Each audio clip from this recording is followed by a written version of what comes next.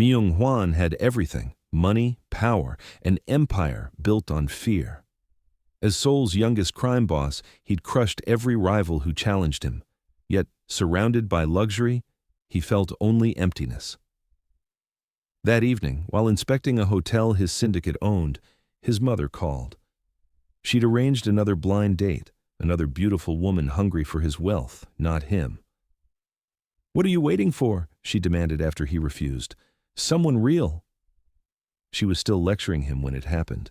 A maid carrying linens crashed into him. Myung ended the call.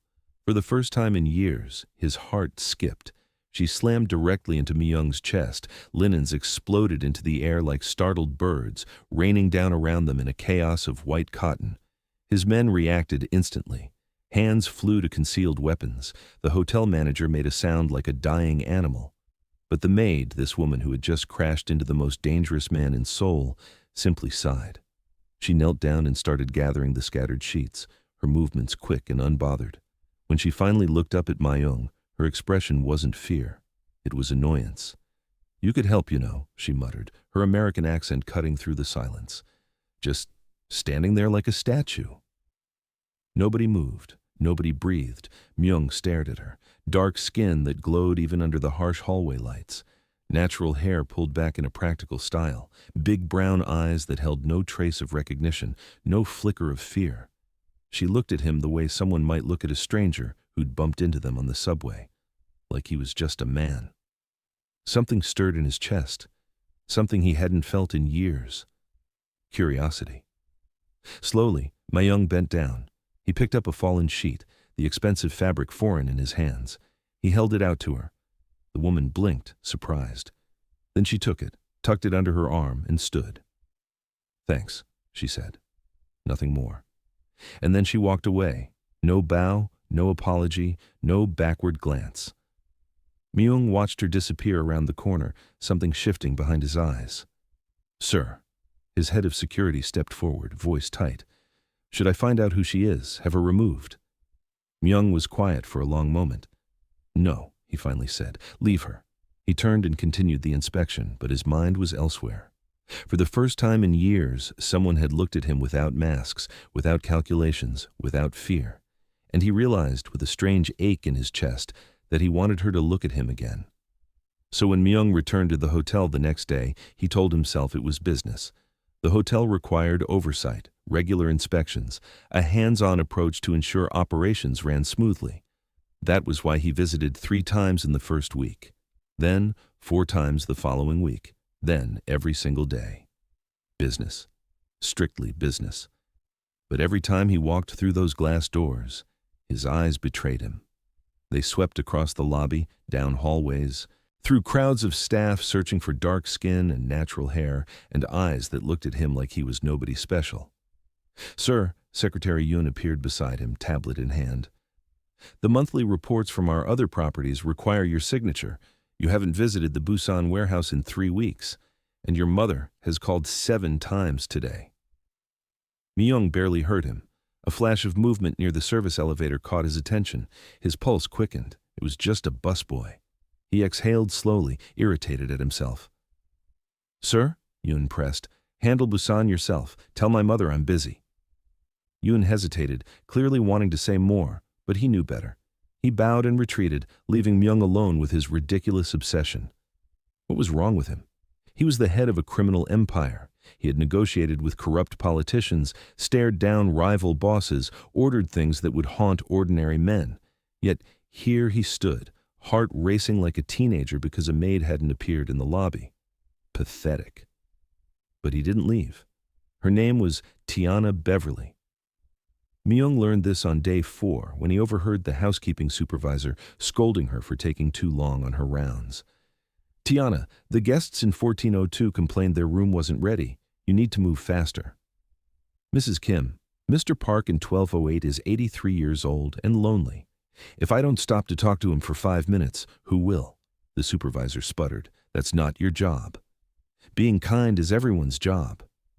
Myung had watched from the shadows, something warm spreading through his chest. Tiana, the name suited her.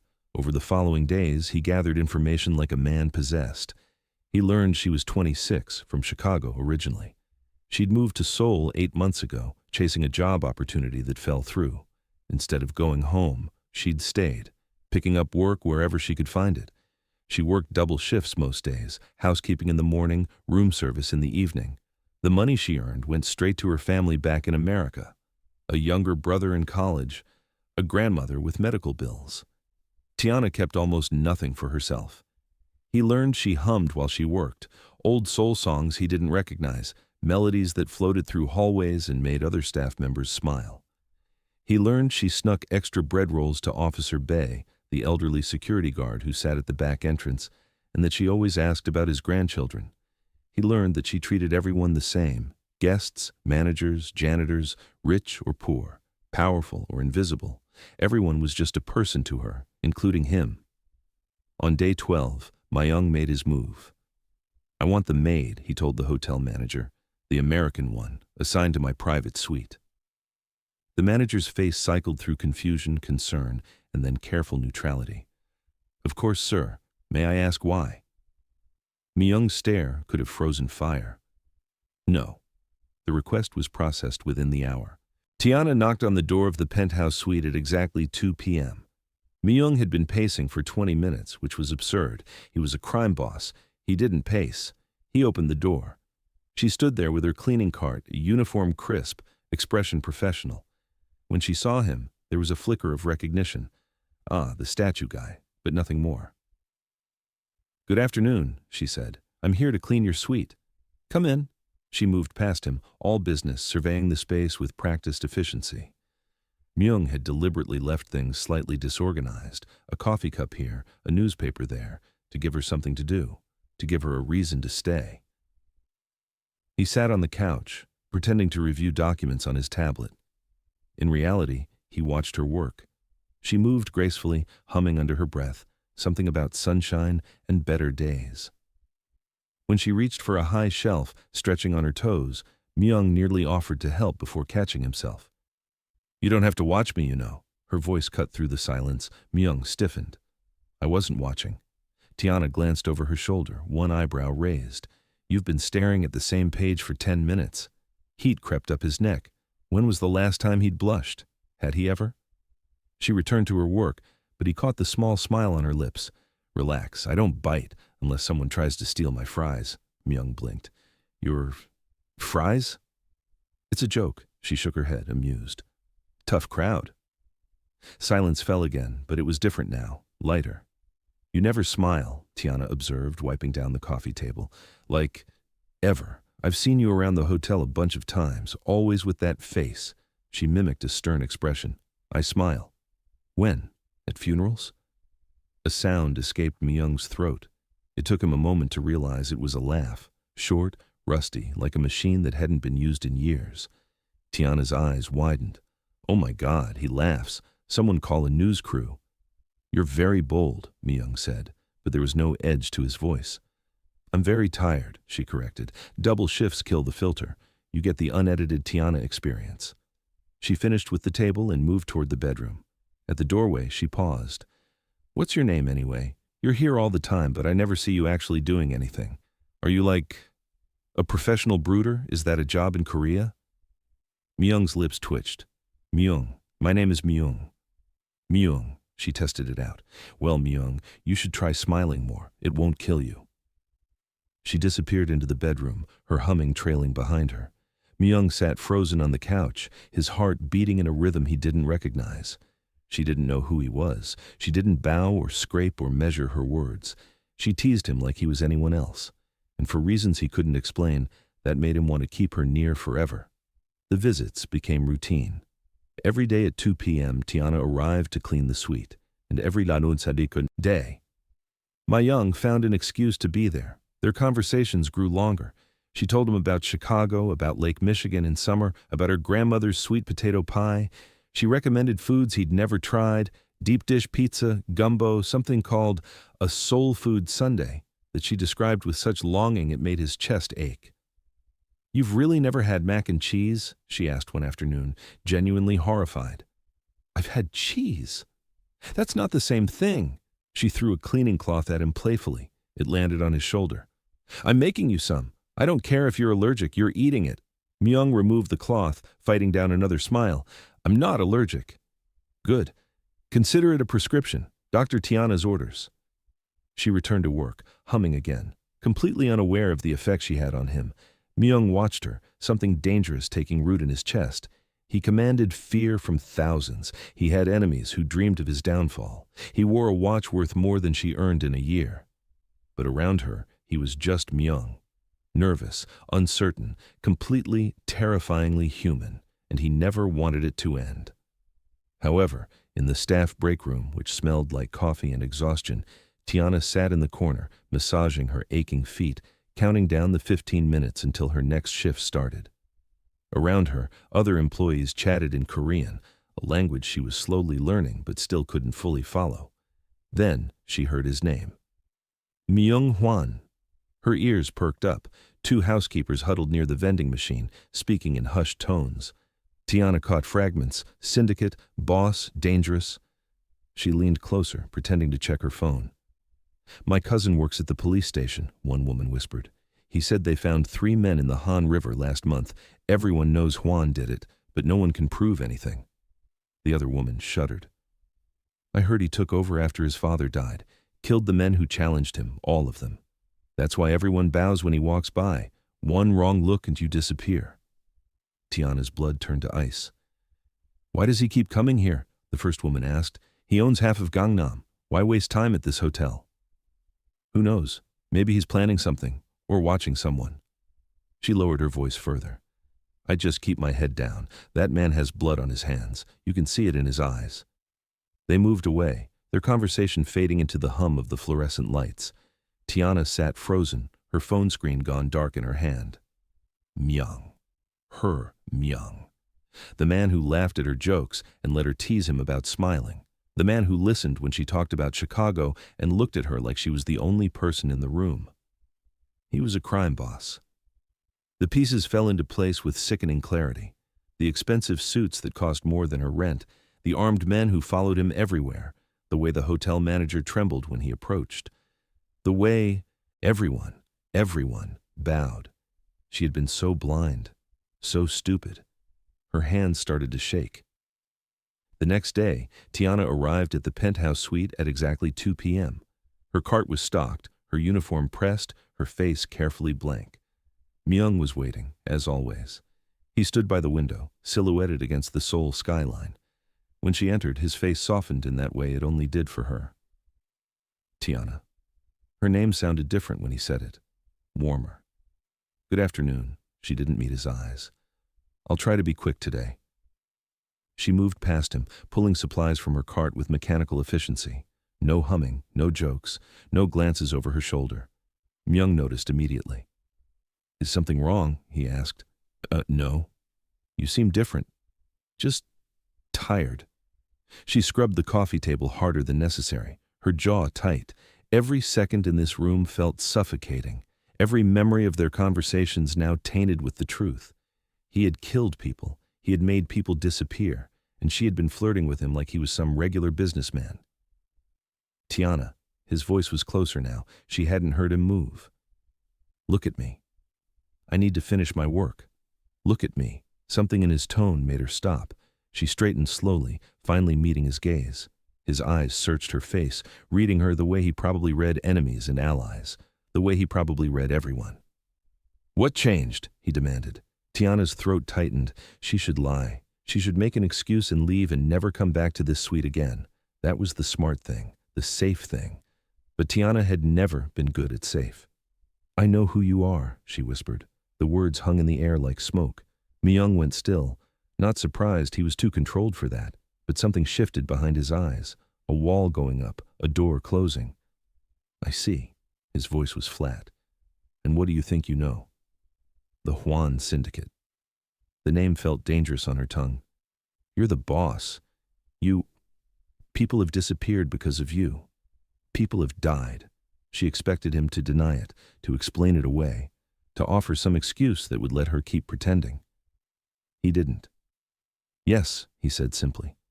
That's who I am. The confirmation hit her like a physical blow. She stepped back, putting distance between them.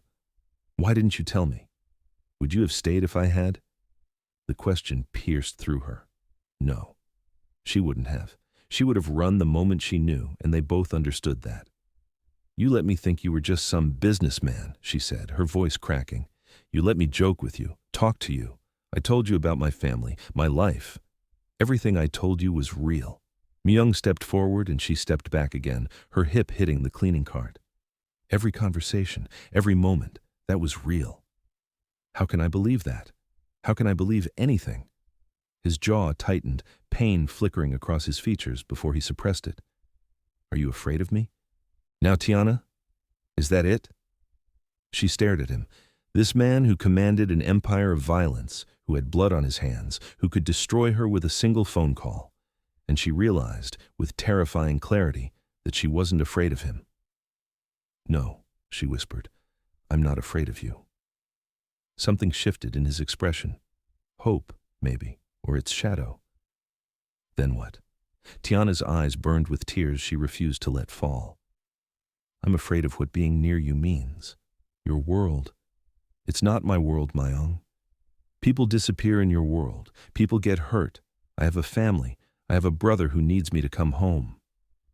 I would never let anything happen to you. You can't promise that. Her voice broke. You can't control everything. Silence stretched between them, heavy and painful. Myung took another step forward. This time, she didn't retreat. They stood inches apart, close enough that she could see the rapid pulse at his throat, the tension in his shoulders, the desperation he was trying so hard to hide. I'm not asking you to join my world, he said quietly. I know what I am. I know what I've done. But Tiana... He paused, struggling with words that didn't come easily to a man like him. You're the only person who's ever looked at me like I was just a man, not a boss, not a monster, just me. A tear slipped down her cheek. She wiped it away quickly, angry at herself. I don't want you to disappear from my life, he continued, his voice rough. I know I have no right to ask. I know you should run as far from me as possible. But I'm asking anyway. Don't go. Tiana looked at him, really looked at him, past the expensive suit and the cold reputation and the blood-soaked legacy. She saw the loneliness, the exhaustion, the man who laughed like he'd forgotten how. She should walk away. Every rational thought screamed at her to leave and never look back. But her heart, her stupid, reckless heart, whispered something else. I need time, she finally said, to think. It wasn't a yes, but it wasn't a no either. Myung nodded slowly, accepting what she could give. Take all the time you need. She gathered her supplies with trembling hands and walked toward the door. At the threshold, she paused. Myung. He looked up, raw hope in his eyes. The man I've been talking to these past weeks, she said softly. Was that real? Any of it? All of it. His voice was barely above a whisper. Every single moment. She held his gaze for a long second. Then she left, the door clicking shut behind her. Myung stood alone in the empty suite, the silence pressing down on him like a weight. For the first time in his life, he had told someone the complete truth. His mother, Madame Hwan, had eyes everywhere. It took her less than a week to learn everything. The daily visits to the hotel, the private suite requests, the American maid her son watched like she hung the moon. She sat in her study, photographs spread across her desk.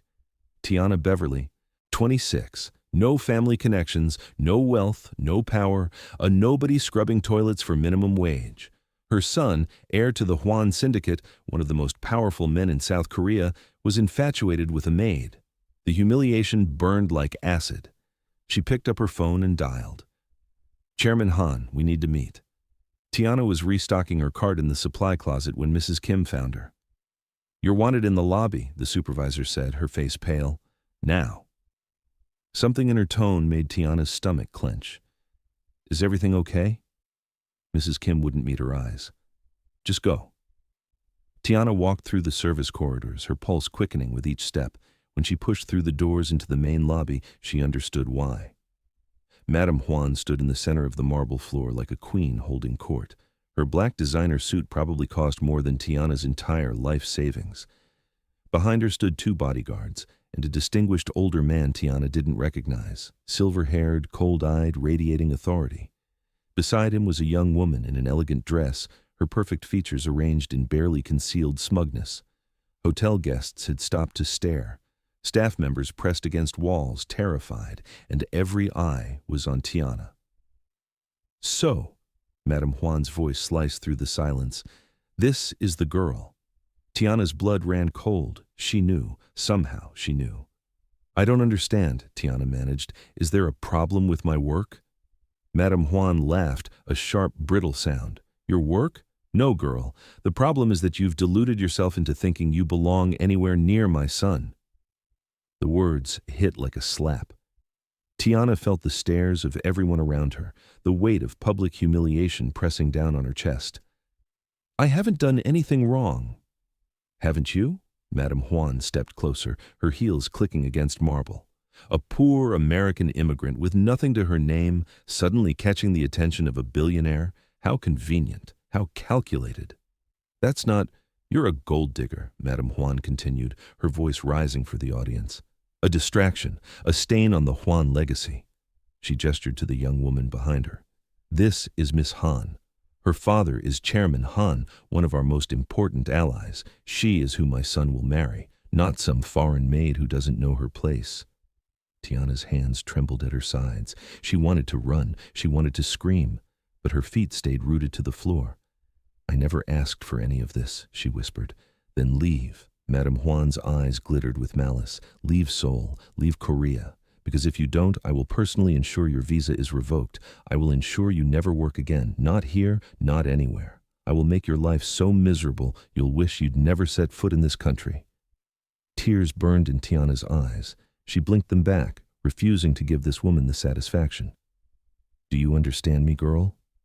Before Tiana could respond, the lobby doors burst open. Myung strode in like a storm given human form.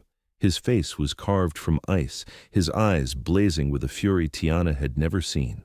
Behind him, Secretary Yoon struggled to keep pace. Everyone froze.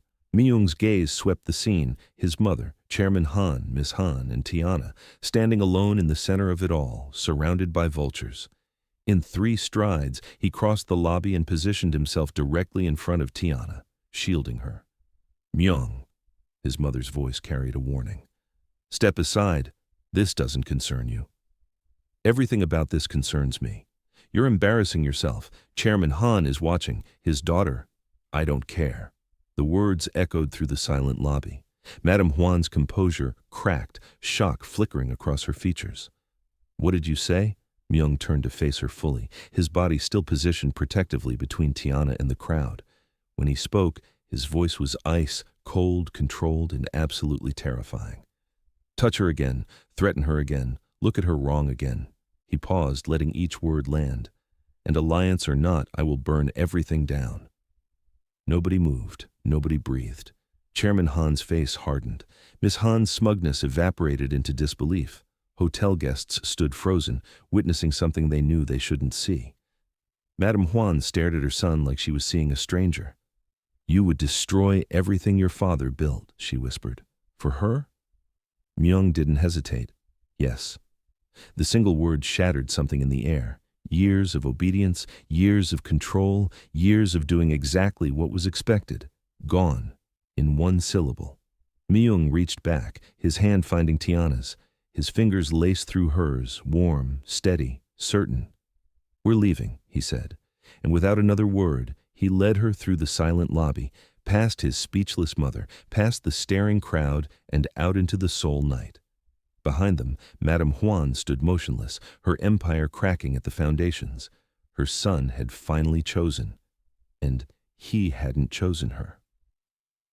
On the rooftop of a building Myung owned, he and Tiana stood. Tiana hadn't spoken since they left the hotel. Her hand was still in his, but he could feel her slipping away. "Tiana." His voice was soft, uncertain. "Talk to me." She pulled her hand free. The loss of contact felt like a wound. "What you did back there," she said slowly, "standing up to your mother, choosing me in front of everyone. Nobody's ever done anything like that for me." "I meant every word." "I know. Her voice cracked. That's what makes this so hard. Myung's chest tightened. Makes what hard? Tiana finally turned to face him. Tears glistened in her eyes, catching the city lights. She looked beautiful and broken all at once. I can't do this, Myung. The words hung in the air, sharp as broken glass. What are you saying? I'm saying that what happened tonight, your mother, that chairman, the threats, that's your life. That's your world. She wiped her eyes with the back of her hand. And I can't live in it. I would protect you. I would never let anyone.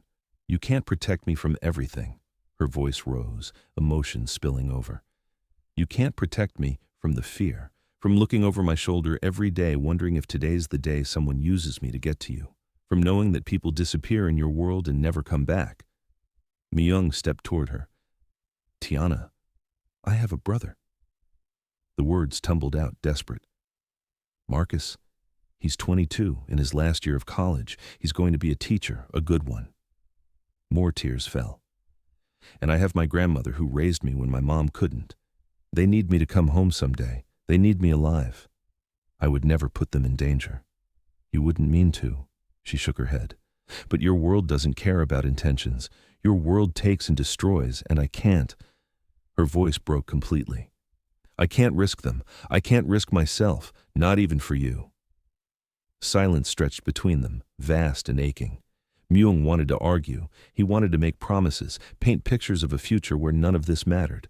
But he couldn't, because she was right. His world was blood and violence and fear, and she deserved none of it. You care about me, he said quietly. It wasn't a question. Tiana laughed through her tears, a sad, broken sound. More than I should. More than makes any sense. She pressed her hand to her chest. But caring about someone isn't enough. Not when caring could get people killed. Myung stood motionless, every instinct screaming at him to fight, to demand, to refuse to let her go. But he looked at her, really looked at her, and saw the exhaustion, the fear, the impossible weight of a choice no one should have to make. He loved her. The realization crashed through him like a wave. He loved her, and because he loved her, he had to let her go. Okay, he whispered. Tiana blinked. Okay? I won't beg you to stay. The words felt like swallowing razors. I won't make this harder than it already is. If walking away is what you need, he forced himself to meet her eyes. Then walk away. Fresh tears spilled down her cheeks. Myung. But know this. He stepped closer, cupping her face in his hands one last time. You're the only person who ever made me feel human, and I will never forget you. Not for a single day of my life. Tiana closed her eyes, leaning into his touch for one brief, agonizing moment. Then she pulled away. Goodbye, Myung. She walked toward the rooftop door, each step a knife in his chest. At the threshold, she paused. He thought she might turn around, might change her mind. She didn't. The door clicked shut behind her. Myung stood alone on the rooftop, the city sprawling beneath him, and felt something inside him shatter. Tiana quit her job the next morning. She found work at a small restaurant in Itaewon, a family-owned place that served American comfort. Food to homesick expats. The pay was less, the hours were longer, but it was safe, anonymous, far from luxury hotels and crime syndicates and men with dangerous eyes. She told herself it was the right choice. So why did she feel so hollow? Every tall man in a dark suit made her heart stop. Every black car that drove past made her breath catch. She'd lie awake at night, replaying their conversations, remembering the way he laughed like he'd forgotten how, the way he looked at her like she was something precious. She tried to forget him. She couldn't. Myung became a ghost. He threw himself into work with brutal intensity. Meetings, operations, negotiations. He worked 18-hour days, exhausting himself so thoroughly that sleep came without dreams. His men noticed the change. The boss had always been cold, but this was different. There was no spark behind his eyes anymore. No humanity. Just ice. Secretary Yoon watched him sign documents at 3 a.m., his face gaunt in the lamplight. Sir, he ventured carefully, perhaps you should rest. I'll rest when I'm dead. Yoon fell silent. There was nothing else to say. Myung returned to his penthouse each night, and each night the silence pressed down on him like a physical weight. The dining table for 20 felt emptier than ever. The city lights below seemed dimmer. He had everything: money, power, fear, respect. And none of it mattered, because the only person who made him feel alive had walked away, and he had let her go. 3 weeks, 21 days of silence, of emptiness, of going through motions that meant nothing. Myung sat in his office at 2 a.m., staring at reports he hadn't read. The numbers blurred together, meaningless. Outside, Seoul sparkled with life he couldn't feel. A knock broke the silence. "Enter." Secretary Yoon stepped inside, hesitating at the threshold. He'd worked for Myung for 7 years. He'd seen the boss angry, calculating, even violent. But he'd never seen him like this, hollow, like someone had carved out everything that made him human. "Sir, it's late." "I'm aware." Yoon didn't leave. He stood there, something heavy in his expression, hands clasped behind his back. Myung looked up, irritation flickering. "What is it?" Yoon took a breath. In 7 years, he had never once overstepped, had never offered opinions that weren't asked for, had never questioned his boss's decisions. Tonight, he was about to break all 3 rules. "Permission to speak freely, sir." Myung's eyes narrowed. "Since when do you ask permission?" "Since I'm about to say something that might get me killed." A ghost of dark amusement crossed Myung's face. "Speak."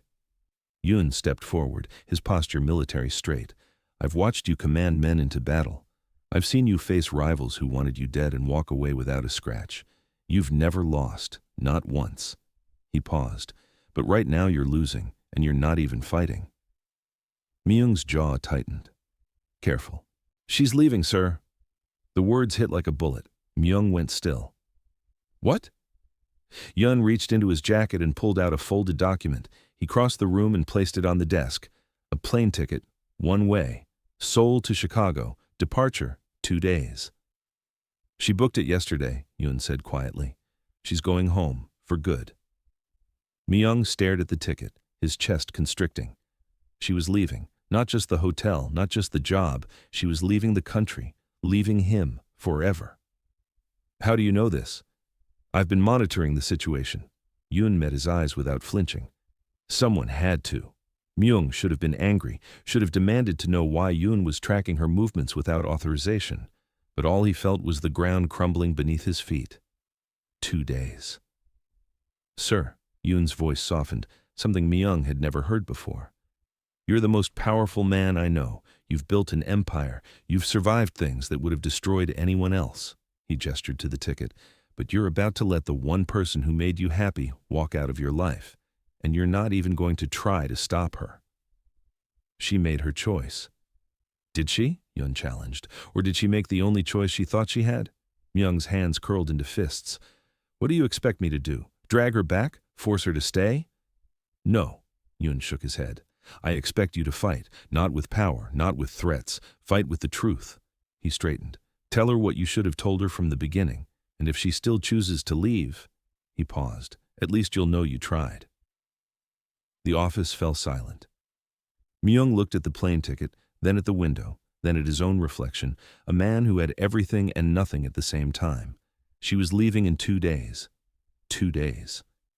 He picked up the ticket, his decision crystallizing like ice. "Prepare the car," he said. "No security, no entourage, just me." Yoon's face broke into the smallest hint of a smile. "Yes, sir. DCCCV." The sunset painted the sky in shades of gold and crimson, bleeding across the horizon like a watercolored dream. Tiana stood outside the airport terminal, her single suitcase beside her, watching the colors shift and fade. This was it, the end of her Korean chapter. She'd told herself it was the right decision. Go home, hug her brother, eat her grandmother's cooking, rebuild a life that made sense. So why did her heart feel like it was being torn in half?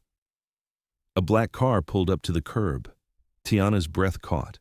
She knew that car. She knew. The door opened. Myung stepped out. He wasn't surrounded by bodyguards, no entourage, no display of wealth or power.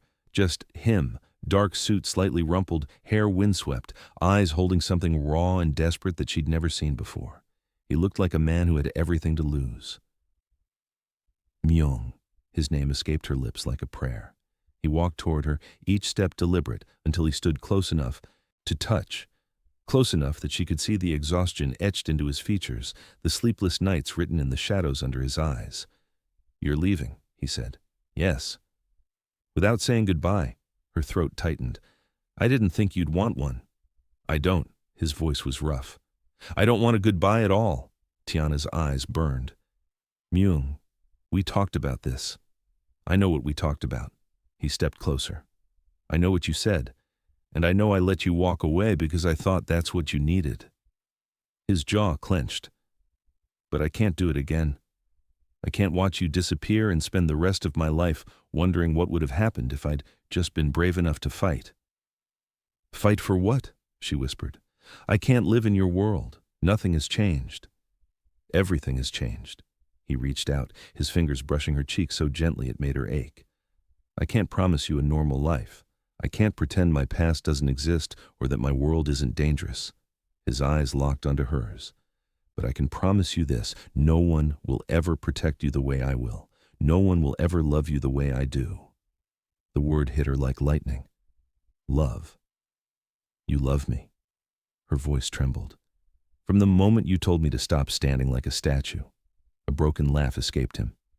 "I didn't know what it was at first. I'd never felt it before. But it's you, Tiana. It's always been you." Tears spilled down her cheeks. "You're asking me to stay in your world." "No." He shook his head slowly. "I'm asking you to let me build a new one. With you." Tiana stared at him, this man of blood and power, standing before her with nothing but his heart in his hands, no armor, no walls, just truth. "I'm stepping back," he continued, "from the violence, from the worst of it. I've already started making changes. It won't happen overnight, but I'm doing it." His voice cracked. "For you, for us, for the life I want us to have. Myung, I know it's terrifying. I know I'm asking you to trust someone who doesn't deserve it." He took her hands in his grip warm and steady. "But I'm asking anyway. Stay. Not in my old world. In the new one we'll build together." The sunset blazed behind him, painting him in gold, and Tiana realized something with absolute clarity. She could walk away, board that plane, return to safety and predictability and a life that made sense, or she could choose him, choose love, choose fear, choose uncertainty and danger, and a man who looked at her like she was his entire universe. She chose. Tiana dropped her suitcase and ran. She crashed into his arms with enough force to make him stumble. His arms wrapped around her instantly, crushing her against his chest like he was afraid she might disappear. "Stay," he breathed into her hair. "I'll stay." She pulled back just enough to look at him, tears streaming down her face, a smile breaking through. "I'll stay." Myung cupped her face in his hands and kissed her. It wasn't gentle. It was desperate and deep and full of every word they'd never said. It tasted like tears and relief and the terrifying, exhilarating promise of something new. When they finally broke apart, foreheads pressed together, the sun had dipped below the horizon. The sky was painted in deep purple and soft pink, the first stars beginning to emerge. "I love you," Tiana whispered. Myung smiled, a real smile, the kind that transformed his entire face. "I love you too." And standing there in the fading light, holding each other like the world might end if they let go, they both knew the truth. 6 months later, the Hwan estate glittered under a canopy of crystal chandeliers, every surface polished to perfection. Seoul's elite filled the grand ballroom, politicians, business tycoons, foreign diplomats, all gathered for the annual Hwan Foundation Gala. But tonight was different. Tonight, whispers rippled through the crowd like wind through tall grass. Everyone had heard the rumors. The youngest crime boss in South Korea had changed, restructured his operations, stepped back from the blood-soaked dealings that had made his family name synonymous with fear. Some called it weakness, others called it madness. Myung called it the best decision he'd ever made. He stood near the entrance, watching the glittering crowd with calm eyes. 6 months ago, this room would have felt like a battlefield. Every handshake a negotiation, every smile a mask-hiding calculation. Now it just felt like a room, because the only thing that mattered was standing beside him. Tiana. She wore a gown of deep emerald that cascaded to the floor like liquid silk. Her natural hair was styled in an elegant updo, delicate gold earrings catching the light. She looked like royalty, poised, radiant, breathtaking. But what Myung loved most was that underneath all the glamour, she was still entirely herself. "Stop staring," she murmured, a smile tugging at her lips. "People will talk. Let them. You're impossible." "You love it." She laughed softly, the sound warming his chest like sunlight. 6 months, and he still couldn't believe she was real. Still couldn't believe she had chosen him. Across the room, Madame Hwan observed them from a distance. She stood alone by a marble pillar, a glass of champagne untouched in her hand. Her face was unreadable, a skill perfected over decades of navigating dangerous waters. But her eyes lingered on her son and the woman beside him. 6 months ago, she had tried to destroy Tiana, had threatened her, humiliated her, done everything in her power to tear them apart. She had failed.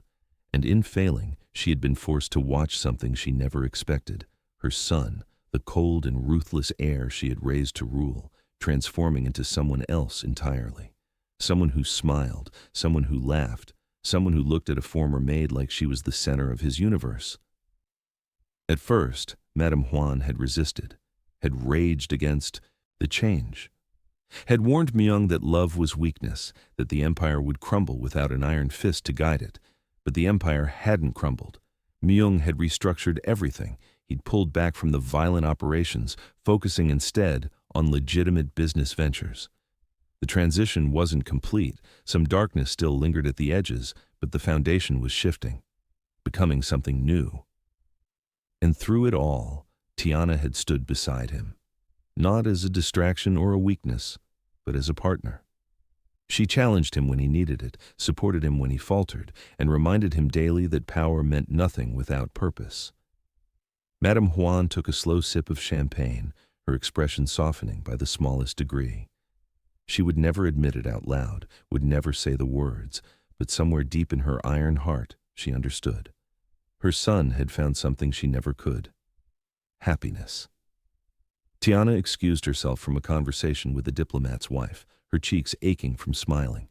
These events were exhausting, endless small talk, careful words, everyone watching to see if the American girl would stumble.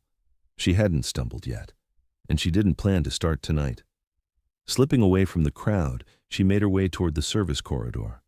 The noise of the gala faded behind her, replaced by the quiet hum of kitchen activity. An elderly server sat on a stool near the back entrance, his lined face tired but kind. Mr. Jang. He'd worked for the Hwan family for over 40 years. "Miss Tiana," he started to rise. "Don't you dare." She pressed a hand gently on his shoulder, keeping him seated. "I told you, it's just Tiana." From her small clutch, she produced 2 bread rolls wrapped in a cloth napkin. She'd swiped them from the appetizer table when no one was looking. Mr. Jang's eyes crinkled with warmth. "You didn't have to. I wanted to." She placed them in his weathered hands. "The gala food is too fancy anyway. These are the good ones." He chuckled softly, shaking his head. "You're different from the others, Miss Tiana." "I hope so." She squeezed his hand gently. "Take care of yourself, Mr. Jang."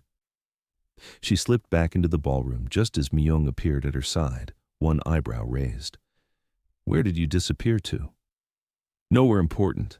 His eyes dropped to her clutch, now lighter than before. A knowing smile crossed his face. "The bread rolls again? I don't know what you're talking about. You're a terrible liar. And yet you love me anyway." Myung pulled her close, his arm wrapping around her waist. More than anything, the orchestra began a slow waltz. Couples drifted onto the dance floor, swirling in elegant patterns. Myung extended his hand. "Dance with me." Tiana took it without hesitation.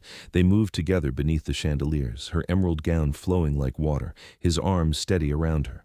The crowd watched, some with admiration, some with envy, some with lingering disbelief. But Myung saw none of them. He saw only her. "Thank you," he murmured against her ear. "For what?" "For staying. For believing in me. For making me better than I was." Tiana pulled back slightly, meeting his eyes. "You did the hard work yourself, Myung. I just reminded you it was possible." He smiled. A real smile, the kind that transformed his entire face, the kind that had once been so rare it shocked everyone who saw it. Now it appeared every day. Because of her. "I love you," he said. "I love you too." The music swelled around them, and for a moment the rest of the world disappeared. There was no empire, no legacy, no whispers or politics or danger, just two people who had found each other against impossible odds. Myung held her closer, pressing his lips to her forehead. For 32 years he had built walls, had convinced himself that power was enough, that love was weakness, that he was destined to rule alone. He had been wrong, because standing here, with Tiana in his arms, surrounded by a world he was slowly reshaping, he finally understood what he'd been searching for all along. Not an empire, not fear, not control, home. And he had finally found it.